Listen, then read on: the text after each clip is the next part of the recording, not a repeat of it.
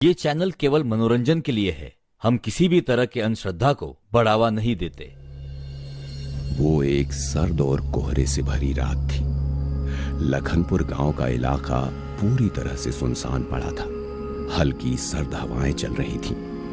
लखनपुर गांव से सटे रेलवे स्टेशन पर लखनऊ से चलकर आने वाली आखिरी ट्रेन आकर रुकी, जिसमें से सोमनाथ उतरा।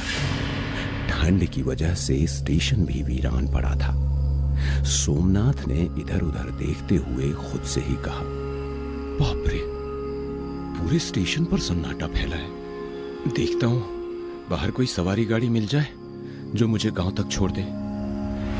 इतना कहते हुए सोमनाथ ने अपना सामान उठाया और बाहर की ओर निकला।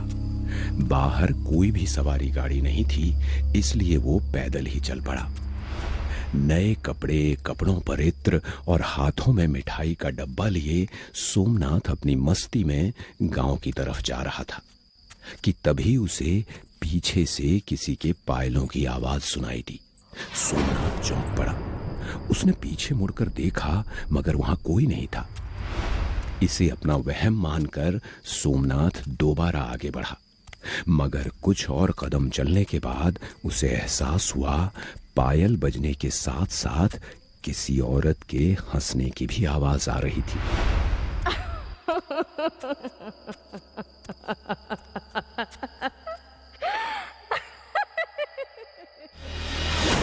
सोमनाथ फिर पलटा और अंधेरे में देखने की कोशिश करता हुआ बोला, कौन कौन मेरे साथ कौन चल रहा है? जो भी हो, सामने आओ। गौर से देखने पर सोमनाथ को ऐसा लगा जैसे उससे कुछ ही दूरी पर कोई साए जैसी आकृति खड़ी हो। उसने फौरन ही अपने फोन की टॉर्च ऑन करते हुए उधर रोशनी की। तब तक वो साया सोमनाथ के बेहद करीब आ चुका था। कौन है? उसने देखा एक जवान औरत लाल साड़ी पहने उसके ठीक सामने खड़ी थी, जो देखने में बला की खूबसूरत थी। शरीर पर भरे गहने, 16 श्रृंगार, खुले बाल। वो सोमनाथ को देखकर मुस्कुरा रही थी। उसके इत्र की खुशबू में खोया हुआ सोमनाथ पहले तो कुछ बोल ही नहीं पाया। फिर उसने अपने आप को संभालते हुए उससे पूछा, आप कौन हैं? और इस सुनसान इलाके में इतनी रात गए क्या कर रही हैं? मेरा नाम मोहिनी है। मैं यहीं पास के गांव में रहती हूँ। इस इलाके में मेरी जमीन है। बाबूजी अपनी सेहत के चलते इतनी रात को यहाँ नहीं आ पाते, इसीलिए मैं आ जाती हूँ। इतना बोलते हुए वो औरत सोमनाथ के और करीब आ गई। सोमनाथ जरा पीछे होकर बोला, मगर आपको अकेले यहाँ डर नहीं लगता? डर? किस बात का? ये मेरा गांव है। मैं तो यहाँ इसी वक्त रोज आती हूँ। आप रोज आती हैं? हाँ जी, मैं रोज इसी वक्त आती हूँ। आप चाहो तो रोज इसी वक्त मुझसे मिलने यहाँ आ सकते हो। उसकी बला की खूबसूरती में सोमनाथ खोता जा रहा था, मगर उसने खुद को संभालते हुए कहा, देखिए, अभी तो मुझे अपने घर जाना है, मगर मैं वादा करता हूँ कल इसी वक्त आपसे मिलने जरूर आऊंगा। इतना बोलकर सोमनाथ वहां से चला गया। वो औरत उसे अब भी घूर रही थी, जिसकी आंखें बिल्कुल सुर्ख लाल चमक रही थी। सोमनाथ अपने घर पहुंचा।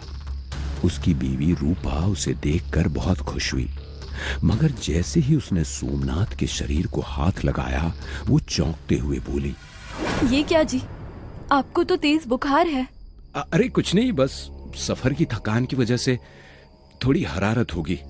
घबराओ नहीं, कल सुबह तक सब ठीक हो जाएगा। सोमनाथ और उसकी बीवी को कोई अंदाजा नहीं था कि जिसे वो मामूली बुखार समझ रहे थे, वो असल में गहरे सम्मोहन का असर था।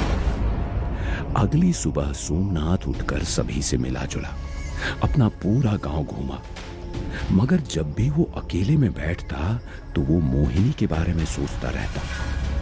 उसका चेहरा सोमनाथ भूल नहीं पा रहा था। उसे रात का इंतजार था। सोमनाथ ने किसी तरह दिन गुजारा। रात के वक्त सोमनाथ एक बरगद के पेड़ के नीचे मोहिनी से मिला। वो उससे बहुत जल्दी घुल मिल गई थी। दोनों बरगद के पेड़ के नीचे काफी देर तक बैठकर बातें करते रहे। फिर मोहिनी ने सोमनाथ को अपने गले से लगा लिया। सोमनाथ उसके आगोश में आते ही बिल्कुल खो सा गया। मोहिनी उसे एक नशे जैसी महसूस हो रही थी। रात ने अपना चौथा पहर बिता दिया था, भोर होने वाली थी। उधर सोमनाथ की बीवी रात भर से काफी परेशान थी। उसे समझ नहीं आ रहा था कि आखिर सोमनाथ कहाँ था।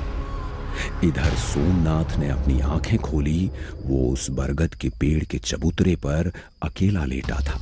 उसने चारों तरफ नजरें घुमाई, मगर वहां मोहिनी कहीं भी नहीं थी। फिर वो उठकर अपने घर की ओर चला। उसे काफी कमजोरी महसूस हो रही थी।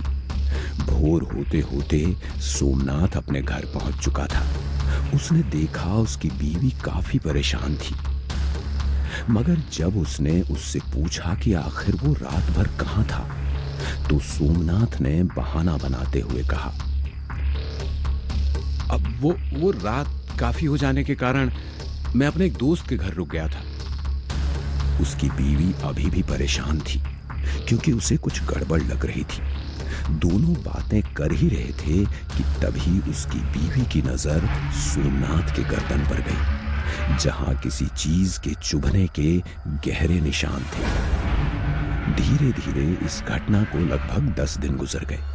सोमनाथ रोज रात घर से बाहर चला जाता था और भोर होते वापस आता था, जिसे लेकर उसकी बीवी से रोज झगड़ा होता था। सोमनाथ काफी कमजोर, बीमार और चिड़चिड़ा हो चुका था। एक रात सोमनाथ मोहिनी के साथ रात के वक्त उसी बरगद के पेड़ के नीचे बैठा था। वो काफी कमजोर लग रहा था। उसने अपनी कांपती आवाज में कहा, मोहिनी, मेरी बीवी को शक हो चुका है। वो हम दोनों को कभी एक नहीं होने देगी। इसलिए मैं चाहता हूं कि तुम मेरे साथ शहर चलो।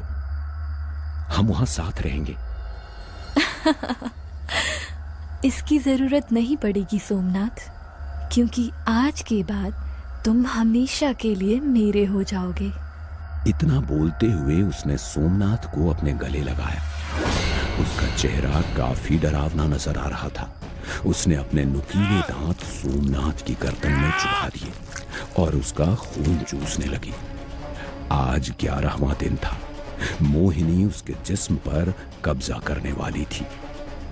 मोहिनी अपने पंजे धंसाकर उसका कलेजा बाहर निकालने की कोशिश करने लगी कि तभी उसे तेज झटका लगा और वो हवा में उड़ती हुई दूर जा गिरी।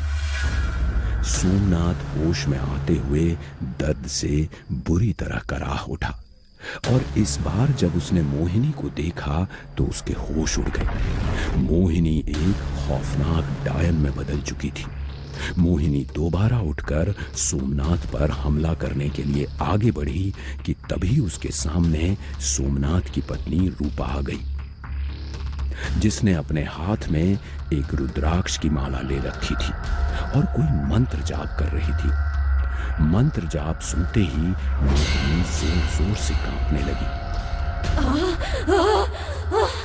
हटा दे इसे मेरे सामने से।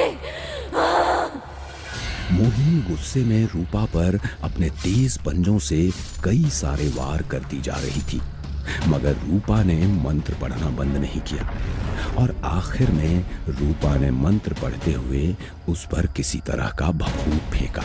जोर से चीखती हुई मोहिनी काली राख में तब्दील हो गई। सोमनाथ ने धीरे धीरे अपनी आंखें खोलते हुए पूछा, मैं कहां हूं? सोमनाथ होश में आ चुका था और अपने आप को पहले से बेहतर महसूस कर रहा था।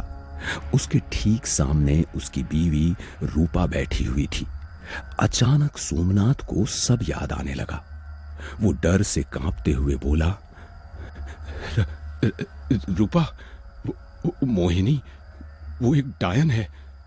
वो मुझे मार देगी।